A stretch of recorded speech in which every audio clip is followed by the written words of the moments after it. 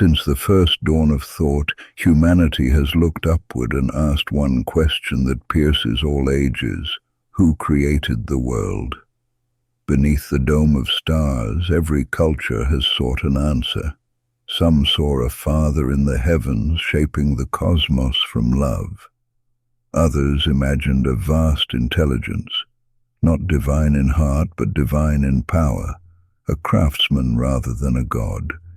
And still others whispered a darker suspicion, that the world we inhabit is not the work of ultimate perfection, but of a lesser mind, one blind to its own limitations.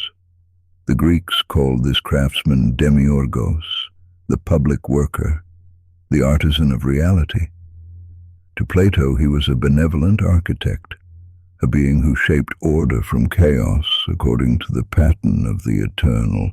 To the Gnostics he became a tyrant, the maker of illusion, a false god who believed himself supreme.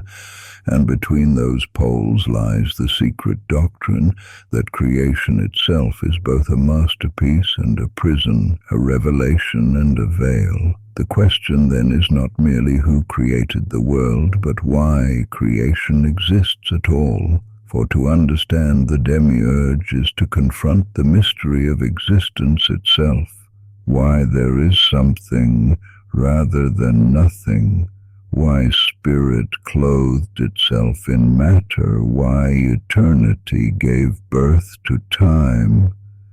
In the 4th century before Christ, Plato wrote his dialogue Timaeus, a vision of cosmic craftsmanship.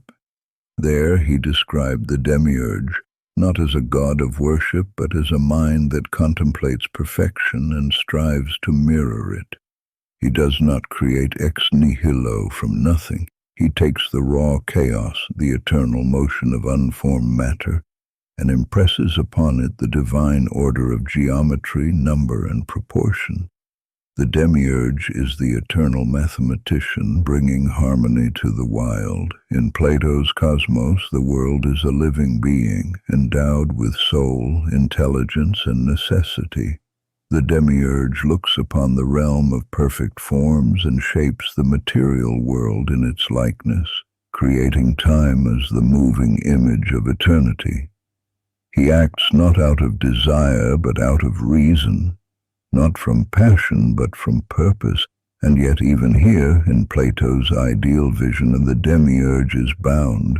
He cannot make the imperfect world perfect, for matter resists the full purity of the forms. There is always a remainder, a distortion, a shadow that lingers in creation's wake. Thus was born the idea that the world, however magnificent, carries within it the scar of limitation, the reminder that no manifestation can fully contain the infinite. Centuries later, within the mystical ferment of the early Christian era, a different vision emerged. From the schools of Alexandria, from Syria, from the deserts of Egypt, came the Gnostics. They too spoke of the Demiurge, but their tone was no longer reverent. To them, the Demiurge was not a noble craftsman, but a blind god, a being who mistook himself for the source of all.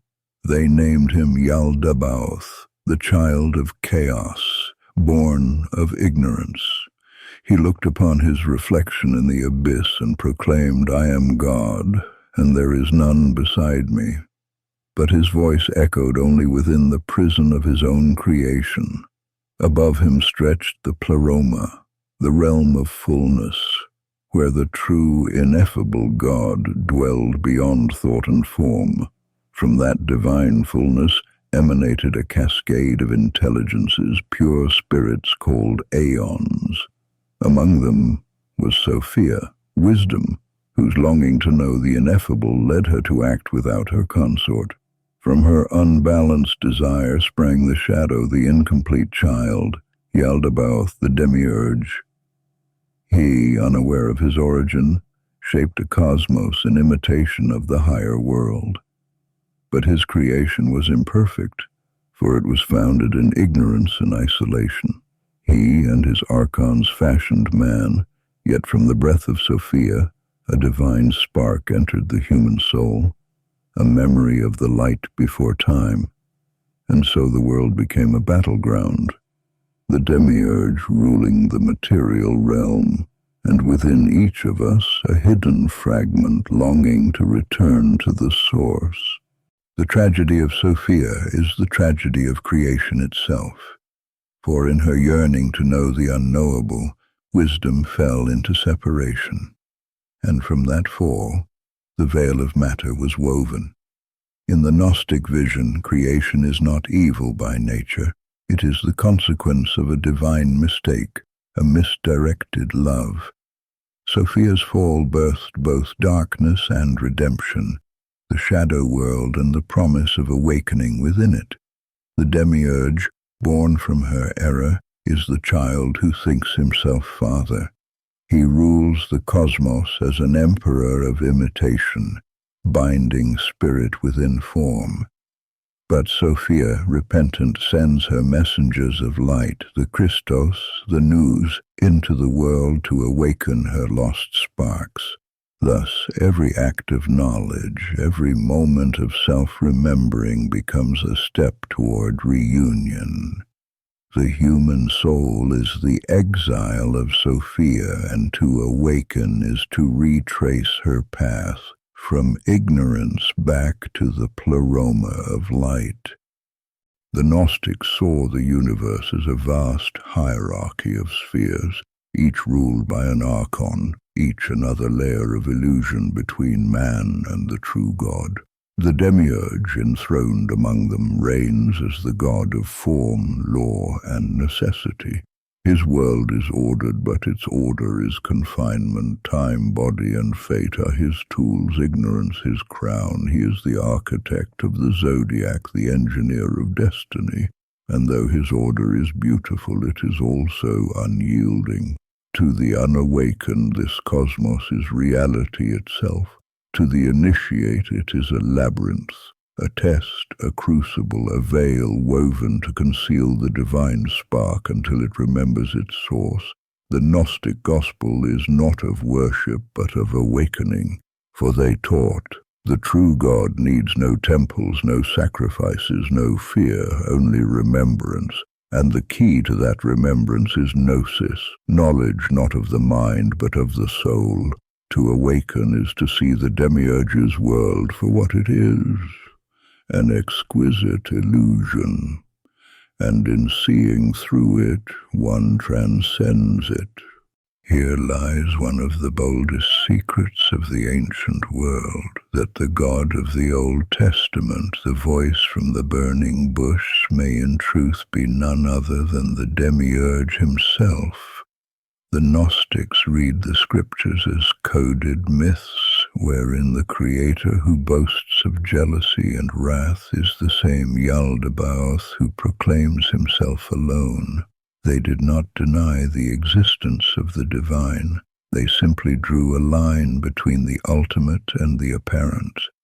Yahweh, they said, was the God of this world, the ruler of form, justice, and punishment. But beyond him existed the unknowable Father of light, the God whom no man has seen.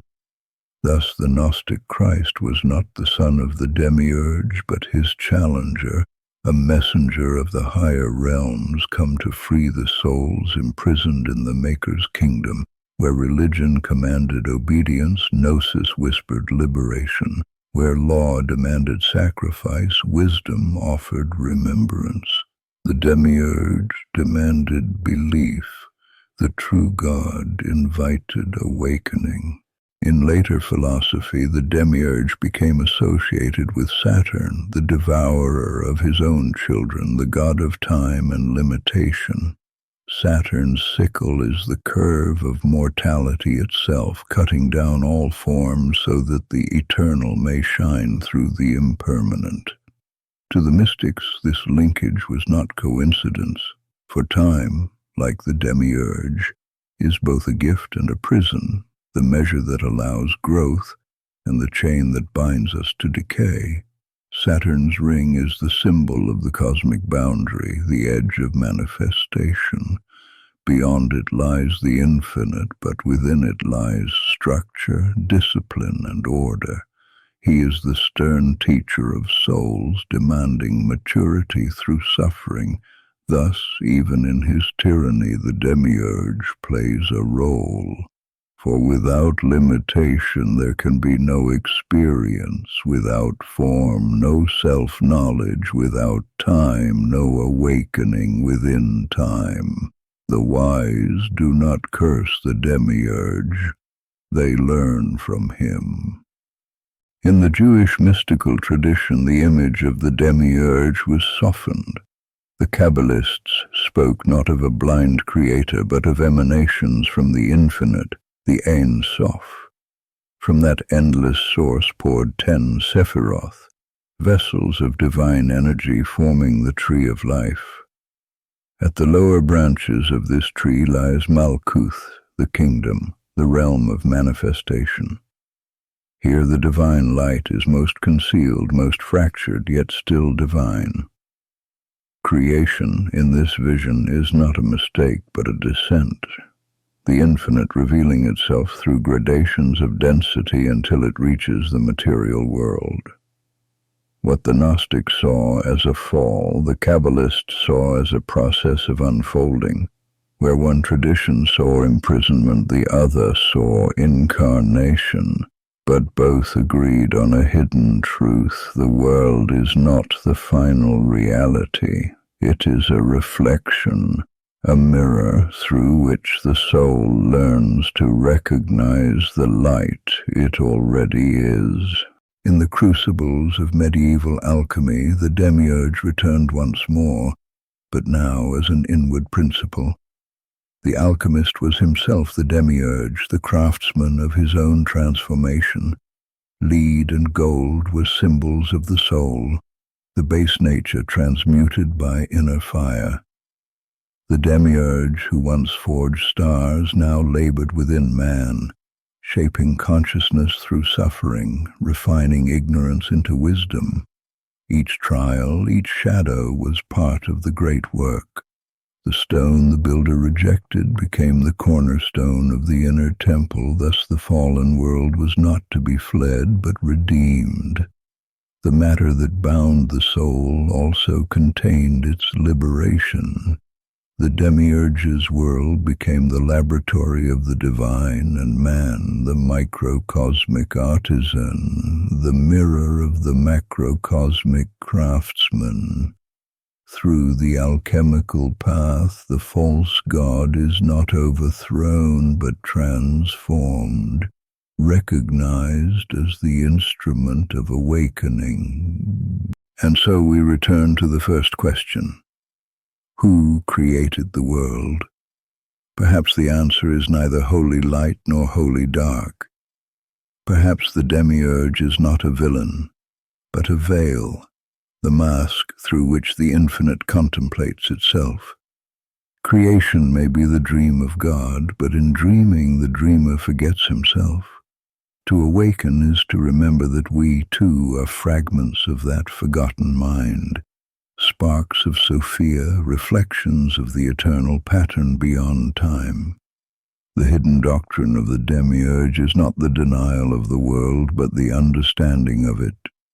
The world is illusion, yes, but a sacred illusion crafted to reveal truth through contrast. The false god, the blind maker, the architect of limitation. All are roles in the divine play. For beyond the craftsman stands the source, beyond the form, the formless, beyond the veil, the light that never began. The wise do not curse creation nor worship it. They behold it with clear eyes and gentle understanding, knowing that within every atom the infinite sleeps, waiting for us to remember. And in that remembrance the Demiurge himself is redeemed, for even the maker of illusion was but an echo of the one who dreamed him into being. You've been watching the Esoteric Unveiled. exploring hidden orders, forgotten truths, and forbidden knowledge. Like and subscribe.